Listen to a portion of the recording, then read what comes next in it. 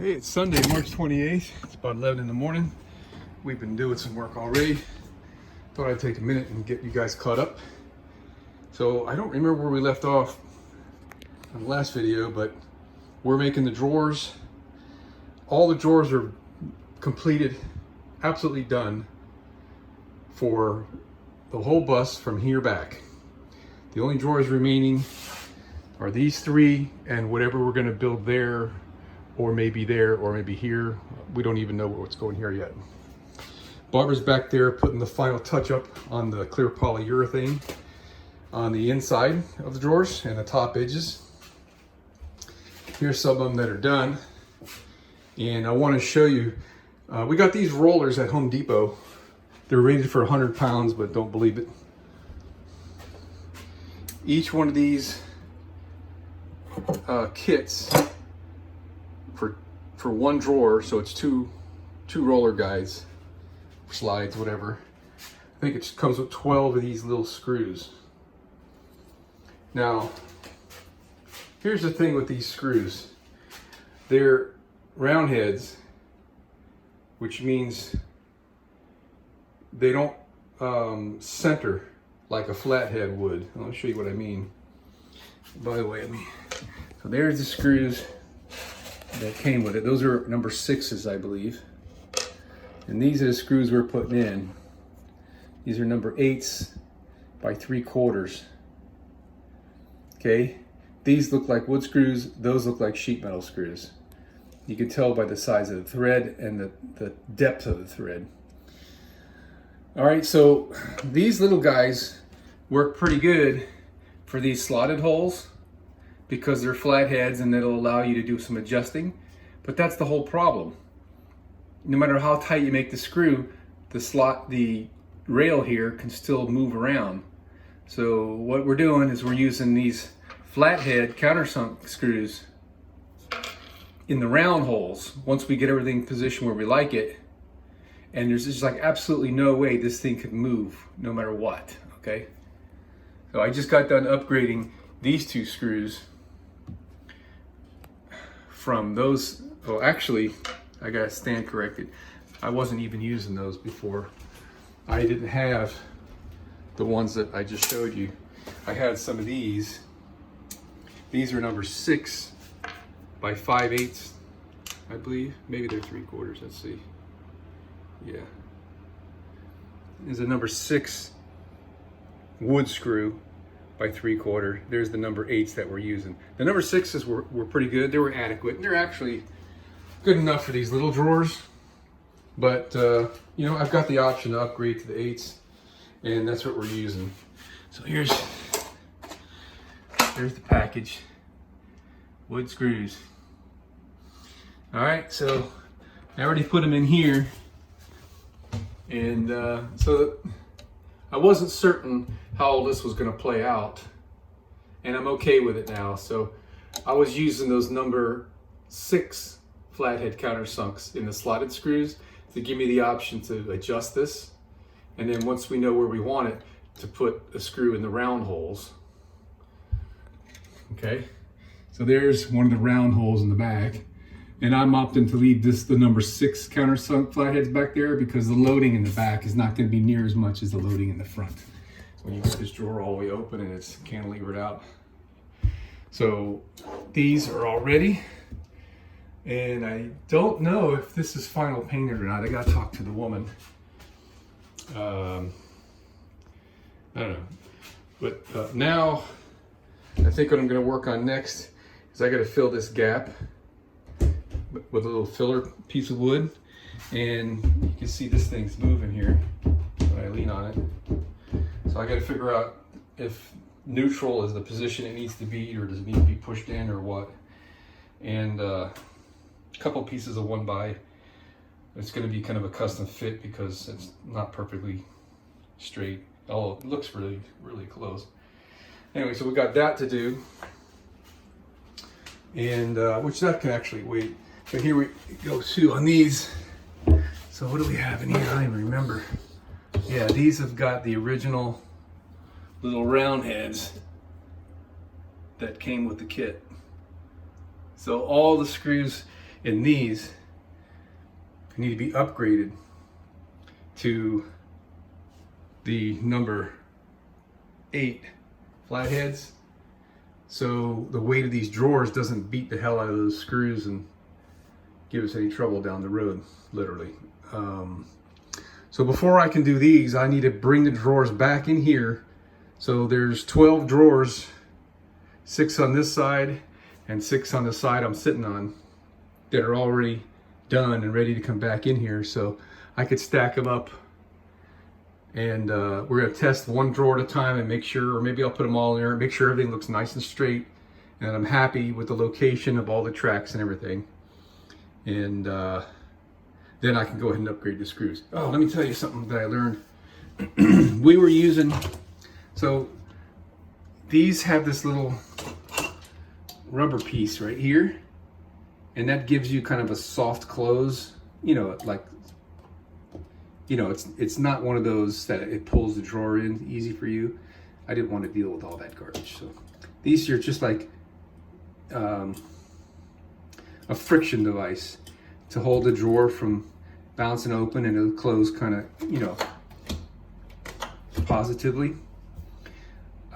So with what we were doing is setting up that this is 1/8 of an inch away from the front of the drawer.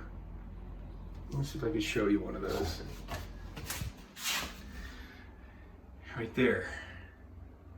So what that does, it allows this guy to go fully in before, or it hits, the drawer face is going to hit out here.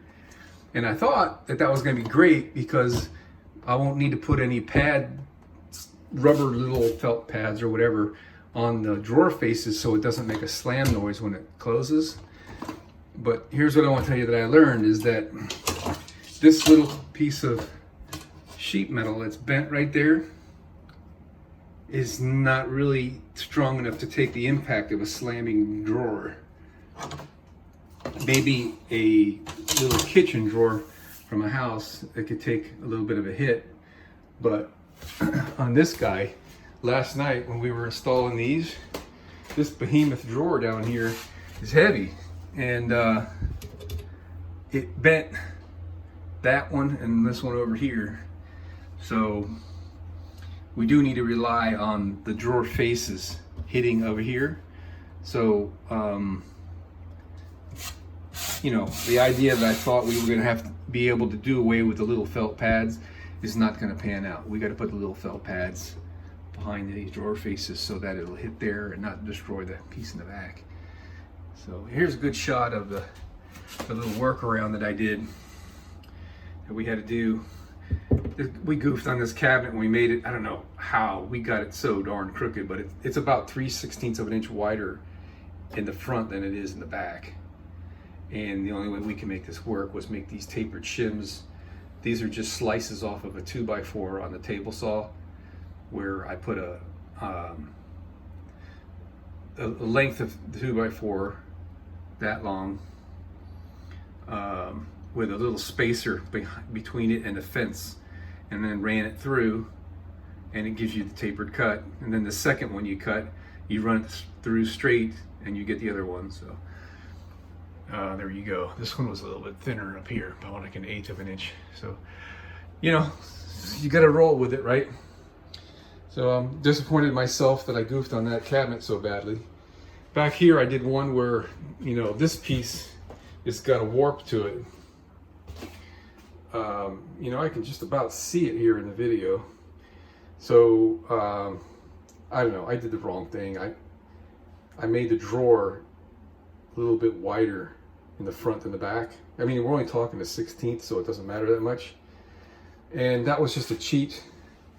I kind of wish I didn't do it now, but the idea was that there's enough leeway in the roller slides to deal with that. But when the drawer is shut, it's fitting in the roller slide it's best. So for road travel and all that, it's whatever. I don't know. I shouldn't have done it. I should have put a tapered shim like I did over there. But anyway, I digress. me get back into the work here and figure out what I'm going to work on. I think I'm going to work on these drawers. And here you go, man. Oh, and also I got both of my mini splits running. This is a 12,000 BTU, and the one in the back is an 8,000 BTU, and they're running on one extension cord. So, you know, that's pretty good, man, right? Power consumption.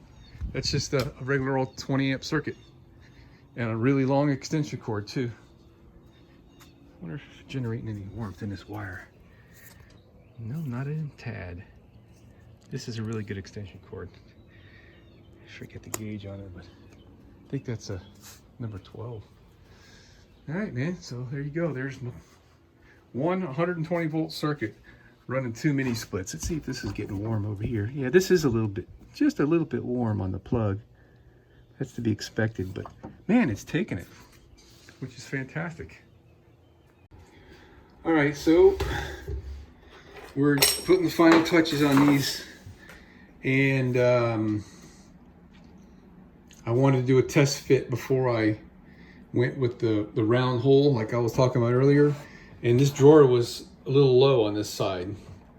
So I got these 1/4 inch thick spacers, and that's what we're using to level the drawer. So I wanted to show you what I'm doing here. I'm taking advantage of the slotted holes. You see the one on the left there, how it's a little out of whack. So with that screw still in right there, I drilled this one, and then I jacked it up and adjusted up and down to where I thought I liked it for the right fit here with this. And then I went ahead and put the screw in the round hole. So that's like, there's no way that can slip or move or anything.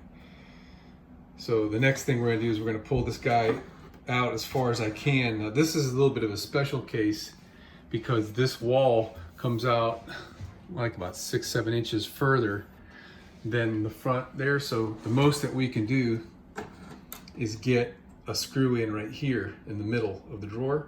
I can't pull the drawer out far enough to get the screw in the back. So what I'm going to do is basically just put this guy right here, push this in this fashion here, like the track is supporting the drawer to make sure I got all the slack out of it. And I'll put a screw in the middle there just to hold it. And I'm going to pull the drawer out. I'm going to get a measurement from here down to the edge, and then I'll match it at the back, and I'll know that the track is straight with the drawer. And then this one will be ready for all 4 of these screws, which I can't remember if I put them on the other side already. All right, I'm gonna repeat this one more time because it's just so critical to doing this type of work precisely. In order to drill a hole right in the middle of an opening, like I'm doing here, there's just like no way you can do that without having a drill guide like this. And all this is a 3/8 bolt. I put this in the lathe. If you don't have a lathe, you can do it in a drill press. If you don't have a drill press, you can actually make this in a drill with a vise. So to do this in a drill with a vise, you would cut your 3/8 bolt this long, stick it in a drill, and with the drill running, you could center, find your center, use a center punch or however you can do it. It's not that critical that this be exactly in the center of the bolt, although the better job you do, the easier it'll be to work with. But stick a drill bit in the vise, and with this thing spinning, it'll make the hole come out true to the center of it all the way through, or very close to being true in the center anyway. Once you've got your hole made, then with the drill spinning, use a file and put a taper on it. Now I've got 2 of these. This is, I don't know the size of this drill bit, but it's the right size for drilling these screws. It's basically the size of the screw without the threads and maybe a hair smaller. So this one is designed with the point sharp enough to where when I put it in there, the point doesn't touch the wood in the back. So I put that right in there, and it gets me lined up exactly in the middle of that slot.